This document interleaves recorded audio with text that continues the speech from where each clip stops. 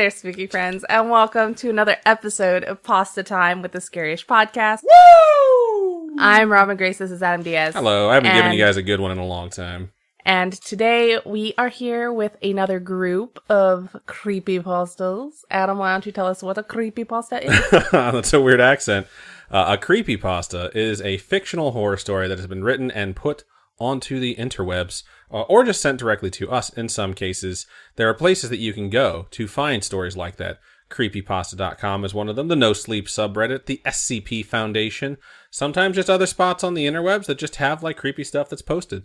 It is fictional, although some people try and pass them off as real. Sometimes people can just send them directly to us if you don't have it published and you're like, I have a story, but I want you guys to read it. I haven't sent it anywhere. I want to send it to you guys first. Robin, if they wanted to do that, where could they send it? You can send it to our email, pastatime@scariest.com. Those are where they go. Or you can go to our... Those are one-time donations. yeah. Shit. You can also go to our website, scariest.com. There's a contact us page. You fill out that fun stuff, and it gets sent to us that way. Indeed. So we're going to be reading 4 creepypastas for this particular show, and I believe Robin is going to go first. Because she told me so before the show started. Okay. All right, so this first one that I'm going to read is titled, Something Happened During a Hostage Negotiation I Can't Explain. It's a long title. It is a very long title. The West Side Bank has 3 exits, 30 windows, and 19 air vents. And when I arrived at the scene, there were 13 people being held captive by a man with a vendetta. And it wasn't V. Because, V has a vendetta. Yeah, I got it. We all got it. Okay. How bad are things? I asked the officer in charge. I'd say how bad or how but? How bad? Did I say how but? How bad are... Fuck! It sounds like you but! You said it that time. Okay. Work on your accents. We should get like a master class where we learn accents. Shit. That would be awesome. Really cool. Master class, sponsor us. How bad are things? I asked the officer in charge. So far, no one had been hurt, but I knew that would change quickly if I didn't start talking to the terrorist. The task force was small. Stuff like this just doesn't happen every day to them. I can tell they're scared. I sat down, placed the headpiece on, and turned on the mic to chat with a psychopath. To whom am I speaking? My voice was calm and firm. I wanted to show that I was ready to talk as long as necessary. The line was quiet for a moment, and then a voice repeated my question, word for word. To whom am I speaking? It was a man's voice. He sounded older. There was a nervous and emotional edge to the way he spoke. He was unsure about how this was going to play out. Special Agent Dennis Lassiter, I replied back. Dennis Lassiter, that sounds familiar. But I don't know. Who knows? Why does that sound familiar? I think Lassiter is from that show with the pineapple, Psyched, right? Psyched? I think. But I don't The think only his show name I know was that has a pineapple Dennis. in it is Hawaii Five-0. I don't know what you mean by the show with a pineapple. I know the show Psych. Psych, yeah, not Psyched. I actually don't know that. I've never seen an episode of that show. I just knew that must be what you were referring to because I've never heard of a show called Psyched. Yeah, it's Psych. Fucking psyched, bro! All right. Another pause. Have you done this for long, Special Agent Dennis Lassiter? He quipped. There was a bit more confidence in his voice this time. 7 years. How about you? I wanted to show this son of a bitch I was ready to tangle. That's just not the mindset that a negotiator needs to be in. You're supposed to de-escalate a situation. You're not trying to antagonize someone and show them you're ready to tangle. Have you ever watched The Negotiator with Samuel L. Jackson? And Kevin Spacey's in it too, and he's kind of a piece of shit. But there's other people in it that I like. It's a good movie. No, never. But there's a first time for everything, isn't there? There doesn't have to be. After all, we're talking right now, just fine. So I think we can come to some sort of agreement, I told him. This was basic procedure. Actively listen. Find out what the kidnapper wanted. There was a longer pause. You married, Dennis? That took me by surprise.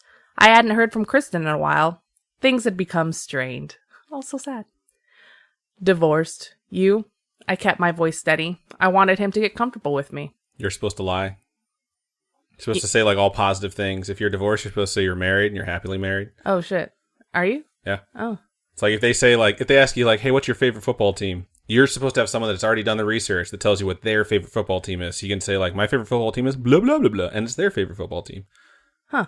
Okay. Same. Wasn't my choice, really. Job never can make ends meet. Now we were getting somewhere. That sounds difficult. Stressful. I can imagine it would only make sense for you to do what you're doing. I needed to build rapport. Get him to trust me. Everything fell into place when Michael died, he explained. From the way his voice cracked, I could tell that had to be his son. How old was he? 5. It was a car accident that took him from me. After that, life just had no meaning anymore. I've always wanted a son. He was in pain, and I understood it. It sounds like you've been planning this for quite a while now. 4 years. It was mostly a waiting game, because I remembered every single detail, just had to make it count, make it work. Now he was rambling. I tried to steer him back on course. We can make things go your way. Everyone can walk away from this alive. You don't say something like that. You never bring up death or the consequences of dying. Jesus, watch The Negotiator, people. It's a good movie. It's important. If I play my cards right, yeah, I know how this works. I relaxed a little. He was calming down. I know that you think this will somehow balance out all of the pain that you have had to go through in your life, but it won't. It won't bring Michael back. Another very long pause. He was thinking over what to do. What if I told you it could? This time, it was my turn to hesitate. I didn't know how to respond to that. If it could bring back someone I love, do you think it would be worth it? I swallowed. His speech had conviction. He believed what he was saying could be true. Yeah, sure, of course. It'd be a miracle. A once-in-a-lifetime shot to change things. Anyone would take that risk, right? Now his voice was shaky again. He needed to convince me. There must be another way, I told him softly. None that I can see. Trust me, I've tried. I thought long and hard about this moment for years, Dennis. To think of a way out. There isn't. But you have to succeed. So tell me what you need. We can make it happen.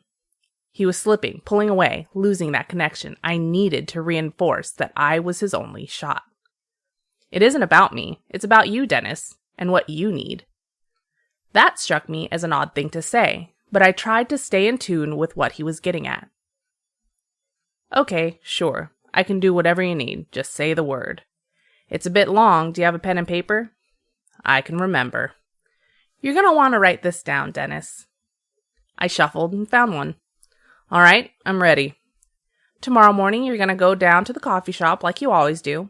You're going to order your favorite brand of mocha and talk about the weather to the cute barista. Her name is Lucy. You've made small talk before. She's going to ask you if you have the time. You have to tell her, no, Dennis. You have to get up, walk away, and leave immediately. I felt a nervous sense of unease in the back of my head. How do you know so much about my daily routine? It's obviously him. Okay, that's an oddly specific request. You mustn't talk to her, Dennis. You must leave immediately and cross the street to buy a lotto ticket. 6-5 42 15 23. Repeat that to me. I did, even if I didn't understand why I was doing so. Dennis, one other thing. I was hanging on his words, trying to figure this man out. Everything about the conversation had changed in less than a few seconds. Tell Kristen you love her. My mouth went dry. I heard the discharge of a gun. The SWAT team immediately moved in. I stood up, my palms sweaty. I raced to the front door entrance of the bank. The hostages were running out, shrieking and crying as they embraced family. Media swarmed to try and get a glimpse of the killer, but the bullet had been precise. It had blown his face completely off. I stood there looking over his bloody body, confused and frightened by his words. I looked down at his index finger, saw a familiar scarring on it, and felt a shiver run down my spine. I had a scar there as well, from my second tour in Afghanistan, and a tattoo right next to it of the day it happened. They were the same. I left the scene immediately, nerves shot and confused. This had to be an elaborate hoax. But still, the next morning I did exactly as instructed, to the letter. Even that damned lotto number. A few moments later, the cashier congratulated me. I had won the scratch-off. Wait. What? That's a lot of numbers. That's not how that works. Inconsistency. You have me drawn in so far. Nope. You don't say, here are my numbers, and by the way, those were out of order. I didn't point it out because I was giving you some leeway, but now I'm going to fucking bring it up. That lotto numbers don't go on a scratch-off, my dude. I mean, you don't give someone numbers for a scratch-off. That's not how that works. No. Sorry. I think this is the hardest we've ever come down on someone, and it's because I have so much invested in this, because it reminds me of The Negotiator, which is a really good movie with Samuel L. Jackson that everyone should watch. What are the odds? The cashier said excitedly. Astronomical, I realized. A once-in-a-lifetime miracle. As I stood there and gazed at the ticket, something flashed before my eyes. Another life, a life I didn't live. I saw myself talking more to the barista, dating her, telling her I wanted to marry her. Life was good. We had a son, we were happy. Then it was dashed to pieces. I saw the crash that took his life. The glass impaled him against the side as the vehicle was crushed. I saw my wife spiral into depression and then take her own life. I saw the impossible abyss about to swallow me whole, take me under, until it never stopped strangling every last ounce of hope from my body. And then the moment was gone. I was back in the cashier stand and staring at the ticket again. You didn't see how you time traveled, though? Like, that seems like it would be a really important detail to remember. I took out my phone and called the officer in charge. Hey, Chief, sorry to bother you, but did you get an ID back on that body? Body? What are you talking about? The heist. What happened to the kidnapper? I am not sure what you're talking about. What heist? My mouth went dry. I felt my phone vibrate. Another call was coming in. Lassiter, is everything okay? I checked the caller ID. It was Kristen. Tears welled up in my eyes. Yes. Yes. Everything is fine. So if they don't remember the heist, why do you? If you couldn't remember up to a certain point, the point of time travel... Okay, that's the thing about time travel. This is a paradox. Yes. And they have not paid enough attention to the details of their own paradox. Because the circle isn't closed. If you can't remember past a certain point of you inventing time travel and going back and telling yourself that stuff, that means that he also wouldn't remember. Did they invent time travel, or did they do a spell, kind of like all the books that... Are we talking about magic time travel? Are we talking about time travel machines? Are we talking about the time travel? The idea of an event occurring that forces you to go back in time to prevent it means that it will never happen. Therefore, you will never have invented time travel to go back in time and stop it. That's the paradox, meaning that it'll never be able to be changed, which is what the time machine is about. And like the best time travel one of the movies books that you love to read. Yeah, it's a really good book. And the best movies play off that idea of a paradox. And this one just kind of tosses it to the wind. I will say the most egregious mistake you made, though, is those lotto numbers. I cannot fucking forgive that. However, it was a very fun story. I enjoyed it. Hearing this story made me want to write. That's how I know when it's a really good story, because it like inspires creativity in me.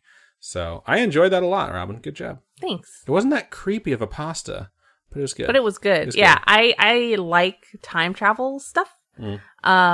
And obviously, I watched Doctor Who. I felt like I went to a restaurant. I was like, "Can I have a bowl of creepy pasta?" And they brought me ramen, creepy ramen. And I'm like, "There's pasta in here, and there's sauce." So like, yeah, I guess this works. Sauce is broth, but whatever. It was good. Good stuff. Thanks. All right, so I'm gonna go ahead and move into my first creepy pasta of the show, and this one's title is Dan. Oh, yeah, Dan. Seriously, that's it. Starts out like this. One day, I was walking home from school. I only lived about a block away, so that was easy. But as I was walking home one day, you already said one day, I saw something peeking out of the sand. Do you live on the fucking beach? This already sounds like Jumanji. No, it sounds like the opening theme song for Zaboomafoo. Okay, that's like, interesting. Like I know what the song is. We don't have to sing it. I've heard the group Delusion enough times. We don't need to perpetuate the lies any further. Hashtag the truth will out. Hashtag the truth will set you free. I'm going to continue with this story. Okay, they found something peeking out of the sand. It was a little gray video game cart. Okay, yeah, this is Jumanji. It had to be for the old Game Boys, or maybe the Game Boy Colors. This was on, like, the last day of middle school in 2005. Shows you how old I am, right? Fuck you if you were in middle school in 2005. You! I was a sophomore in college. I graduated high school 2 years later. I took it home and put it in my Game Boy Advance, which I swore I was going to get rid of any day now. Really? No, really. I'm going to get a DS eventually. Game Boy Advance is kicked ass. It didn't have a label. That should have given me a clue something was up, but I put it in the Game Boy, and it was Tetris DX. Awesome. I looked through it, and I found them, the high scores table. And at the top of the high scores table was someone named Dan, with a high score of 683,092. That's 683,092. I know. I just wanted to say it weird. I started playing, trying to beat that high score, but I had homework to do, even though it's the last day of school. Seems weird. So I didn't get very far. I went to school and told my friends about it the next day. I thought it was the last day of school. That's weird. They found it cool, and we all got together and started speculating about who Dan was and whether he missed his game and how he got so good at Tetris. I came home and stayed up, honestly, way too late trying to beat it. That night, though, I only got to 49,594. What the? I thought you were going to correct me on 49,594. That is correct, as the highest. But something weird happened. When I left for school, there was a note on my front porch. Quote, "Don't beat my score. Signed, Dan." There was a little picture of a stick man with a knife in his chest. What the hell? I figured one of the guys from school had put it there. Maybe Ben. Whatever. Pranks aren't very funny if you just come out immediately and say you did it.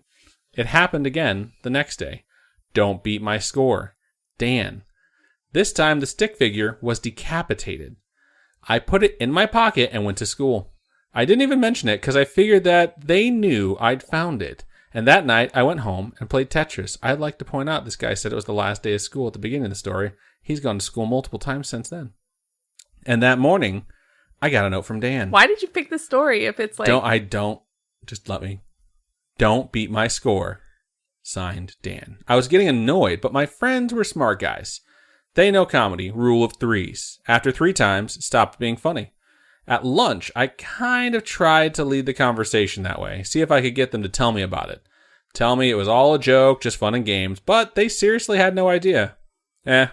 Okay. That's how they wanted to play it? Fine. I kept playing. Every night, I went home and played Tetris. Every day, I got another note, too. Don't beat my score. Dan. And a stick figure who'd been murdered in a new, creative, and gruesome way. And then one night, finally, after a month of this, I was doing it. I was getting really, really good. Seriously, I was starting to kick ass and take names. I was up to the 100,000s regularly, sometimes even the 200,000s. And then, this night, I was getting in the groove. You know, how there's the right level of tired, the right level of drunk when you're really good at things. Well, I hit it. I've been up all night, and I was getting good. Oh my god. Okay. I could tell this was it. This was going to be my high score. No, this was going to be the high score. I was so excited. It was going to happen. I was going to beat Dan. The Tetris tower was getting bigger and bigger. I was in the zone, racking up points like it was my last day on Earth. Could be foreshadowing. And that was the night, my best night, my highest scoring Tetris night. I was playing up until the sun rose, and I went out on the porch to see if Dan was coming. And you know what happened? Nothing. Monsters aren't real. There aren't killers stalking you, waiting for you to break some arbitrary rule, some made-up thing that only they know about, fall into some arcane trap, or push the wrong button and have your world destroyed, have your life torn apart because of some weird video game. That only happens in horror movies and creepypastas. Although, to be fair, I only got 128,859. So maybe I just suck at Tetris. Wow. Okay.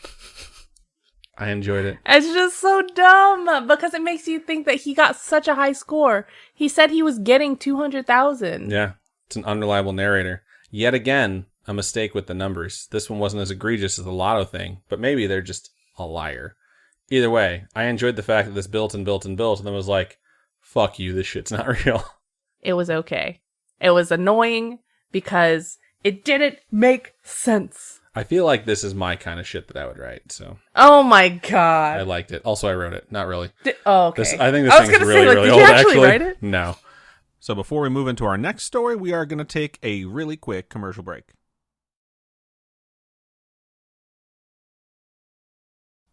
And we're back. All right, so my next story is titled, I Never Should Have Cured My Tinnitus. Okay. For those of us that don't know, oh wait, in the beginning of the story it explains it, so perfect. Tinnitus, a nightmare of a disease affecting millions of people, myself included. How could I best describe this condition? An incessant, nail on a chalkboard screeching that goes on for every minute of every day. It's like when your ear won't stop ringing, right? Pretty much, yeah. Just imagine never experiencing the true bliss of utter silence. Maybe it's not too uncommon to hear a vague ringing, especially for people like me who had grown up to become an obnoxious teenager with no regard for volume control. Understandably, my parents were not happy about my blasting loud music at all hours. But what kind of teenage rebel would I have been if I listened to my parents? Wow. Yeah. Ultimately, my punishment would be given years later when I started hearing a faint ringing. At first, it was a rare occurrence, but at present day, I can't even fall asleep without the aid of a loud white noise-producing machine. Even then, my quality of rest is debatable at best. During the early days, I was willing to try anything to stop the godforsaken noise. Rainstorms while sleeping, earwax removal, even a small dose of antidepressants. Nothing worked. You'd be amazed how many help groups you can find online, forums for anything, veterans with PTSD, how to cope with losing a pet, or in my case, how to deal with tinnitus. I'd looked over the top suggestions on several occasions. Most I had already tried while visiting my doctor, while the rest were mostly scams better suited for multi-level marketing campaigns. I used to call myself an optimist, so naturally I would return to the forum every other week in hopes of finding a miracle cure. On one particular day, I decided to scroll a bit further down and see the less popular suggestions. Among the obvious troll posts and scam cures, I found a more clickbaity post that read, "A weird trick to cure tinnitus." Interesting. Nothing more, nothing less. I sighed and started reading, preparing myself to be disappointed yet again. Still, the instructions were simple enough. Place your palms over your ears and direct your fingers to the back of your head. Put your index fingers on top of your middle finger and try to snap them like a drum. No, it's too much. Repeat this 50 to 100 times. There were no comments below, as the post was relatively new. Worst case, I would look stupid sitting there by myself and drumming the back of my head. So I tried it out, snapping my fingers and causing a little drumming sensation. 45, 46, 47, 48, 49, and 50. That ought to do it. I removed my palms from my ears and listened intently. Nothing. For the first time in years, there was just the pure bliss of silence. For minutes, I just sat back in awe, not believing what I was hearing, or more accurately, not hearing. Had the trick actually worked? I decided that rather than enjoying my newfound silence, I would give my brain a well-deserved silent rest, and that's exactly what I did. I slept like a baby that night, until around 2 a.m. I tend to wake up randomly during the night, so it caused little concern. To my disappointment, but not surprise, the screeching had returned. At best, I had half expected the solution to be a temporary one. I simply performed the witchcraft-like trick again, and once more the ringing was gone, without a trace. With a sigh of relief, I settled back into bed. The sound that had haunted me for so long had been easily defeated by a helpful anonymous person online, and I was content. Only then did I realize that I wasn't enveloped in complete silence. Rather, there was something else, cowering in the dark, only making its presence known by a soft thump. Could it be my own heartbeat? After all these years, would I now be haunted by a new sound? I held 3 fingers on my neck and felt a pulse. It didn't match the sound in the darkness. Although I tried, placing the sound proved to be a challenge. With each passing thump, I tried to pinpoint its origin a bit more precisely. I went so far as to open every cupboard in my apartment, checked in the hallways, and lastly, placed my ear against the wall. No sooner did my ear touch the wall before the sound stopped. My heart raced alongside my logical mind. There had to be a simple explanation. Maybe it had been a busted pipe, or one of my neighbors being a prick late at night. No matter the cause, it was time for bed. In the morning, the ringing returned. I figured I could put the noise at bay by performing the trick every 6 hours. It quickly became a routine of mine to stupidly tap my head when no one was looking. And it worked.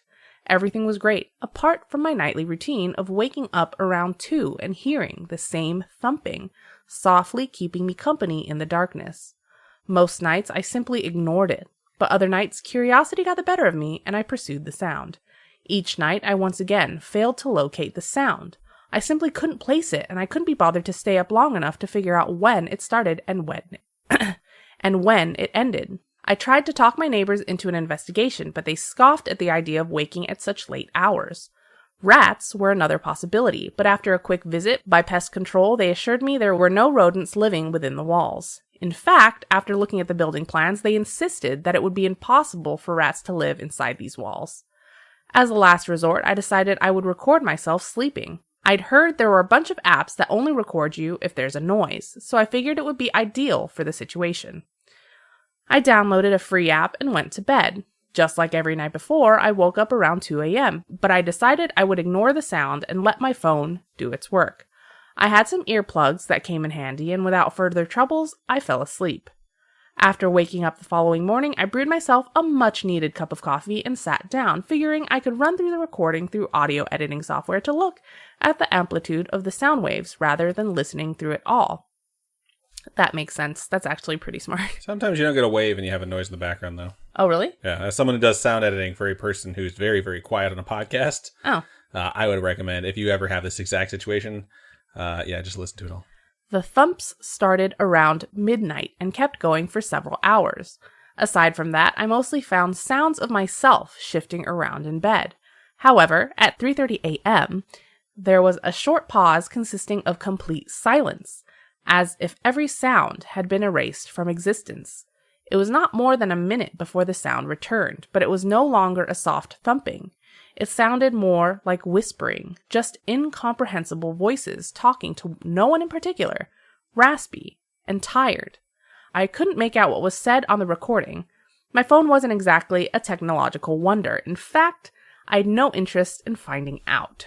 If anything, I would have preferred to leave the apartment and forget about the whole thing. But being a poor student without any nearby family, I had no other option than to stay put. Besides, I still thought there might be a logical explanation. After some hesitation, I came to the ridiculous conclusion that if I could hear the actual whispering, I could probably locate the culprits. So when night came, I went to bed, fully expecting to be awoken at the usual time, and from then I would search for the source of the noise. 2 a.m. rolled around, and I was awoken by the familiar, eerie thumping. Where it had once been a welcome, intriguing part of my nightly routine, it had now become a dreaded enemy.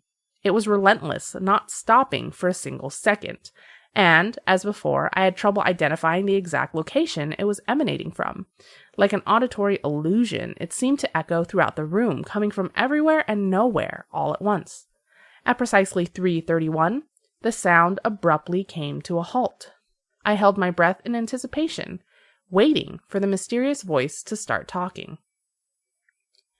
As expected, the whispers began.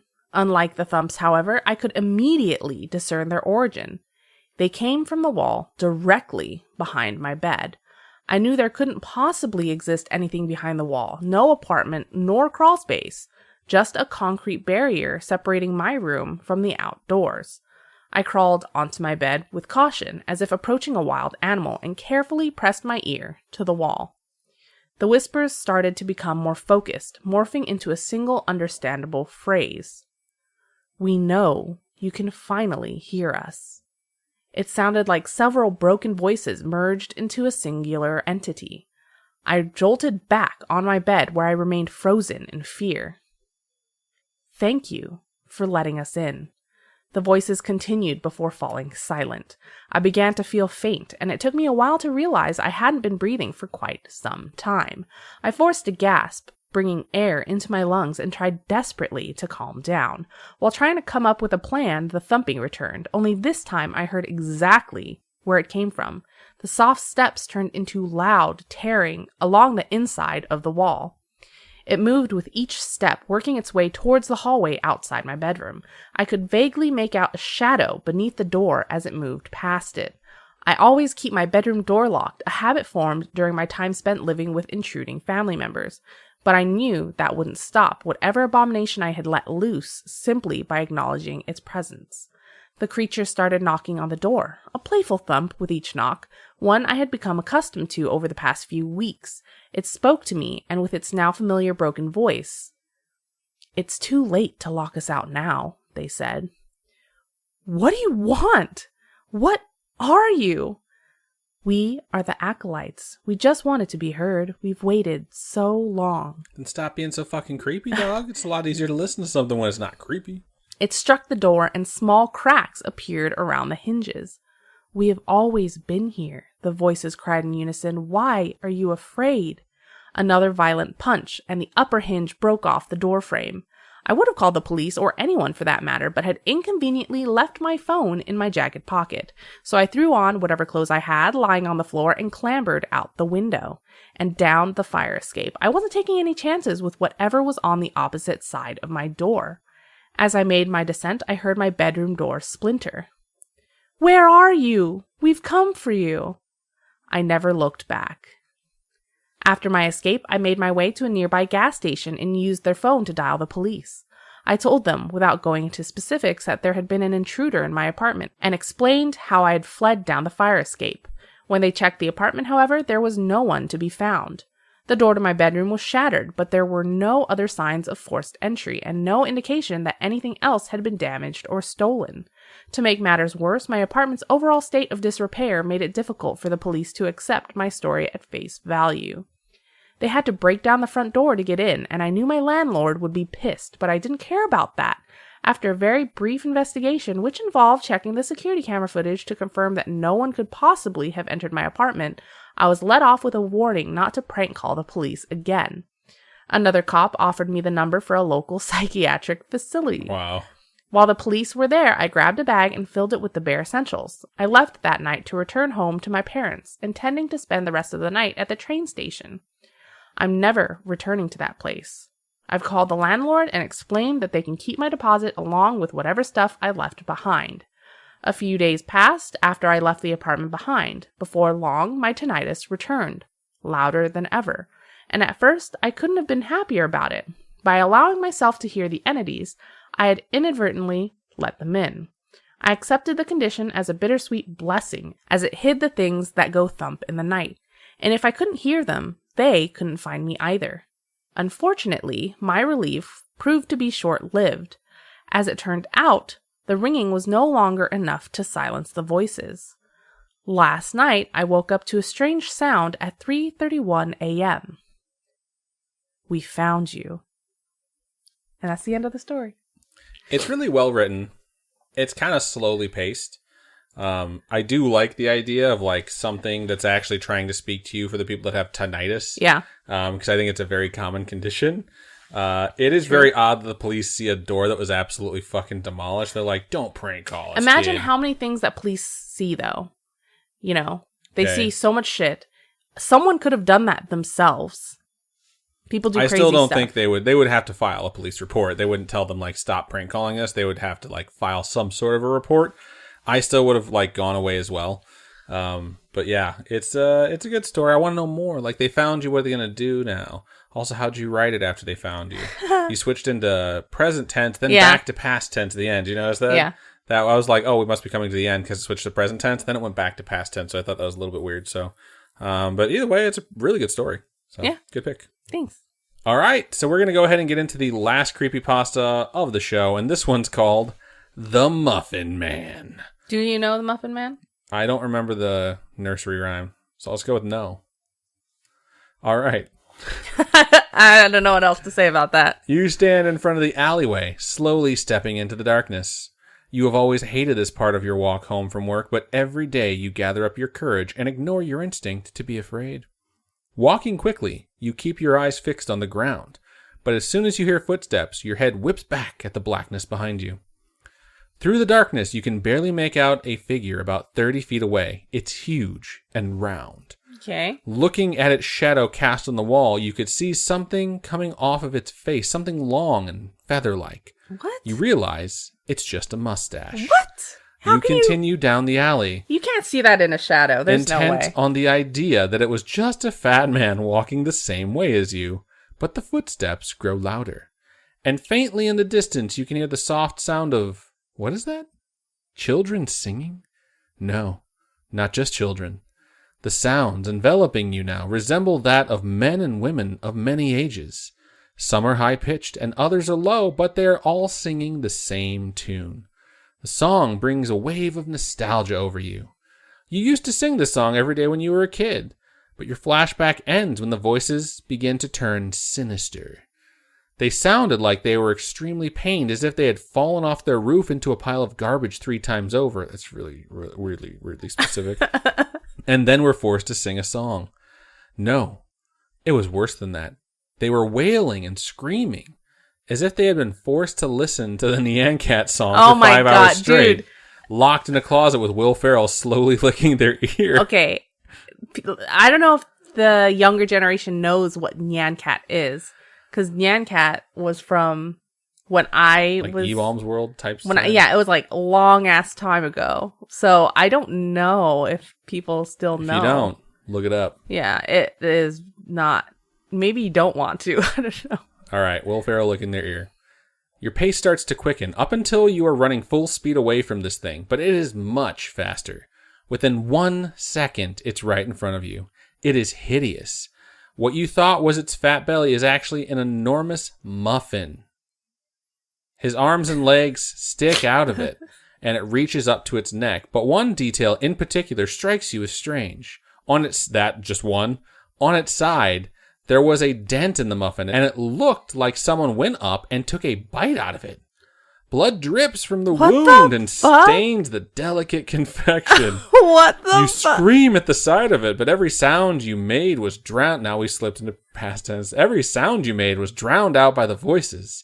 It walks closer, grabbing you with its chubby little hand. Before you can react, it holds you up 3 feet in the air. It smiles menacingly at you before shoving you into the hole in its side. Oh, what? You fall down onto a pile of bodies that scream as you land on them. You try to get up and escape, but something holds you in place. That same something begins to make you sing. You try to scream, but all that comes out is a wailing noise to the tune you know all too well. Do you know the Muffin Man? The Muffin Man. Do you know how it goes? No. Do you know the Muffin Man, the Muffin Man, the Muffin Man? Okay, cool. That's the end of the story. Okay. So you're singing that in pain, horror, and agony for all eternity, apparently. But yeah, that's the Muffin Man. Pretty fucking weird. Great one to end the show on. So I hope you enjoyed it.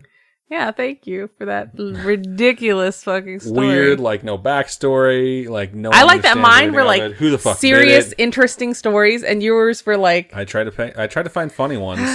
This one was just weird. The other one was funny, but either way, hope you enjoyed it. Thanks. Yeah, and I think that's everything we have for this particular episode of Pastatime. Yeah. So good stories. We really enjoyed it. Again, if you have a story you would like to suggest, or if you have a story of your own you would like to send in, please email pastatime@scarish.com. Comes directly to us, or you can go over to our website, scarish.com, click on Contact Us, fill out that form, it comes directly to us. And if you want to hit us up on our social medias, Facebook is facebook.com/scarishpodcast, Twitter is @scarishpod, and Instagram is @scarishpodcast. Robin, for folks who would like to donate to us, how can they do so? You can donate to us by going to patreon.com/scarishpodcast. Those are monthly donations. Tiers start at $1. We actually got a new patron today, so welcome.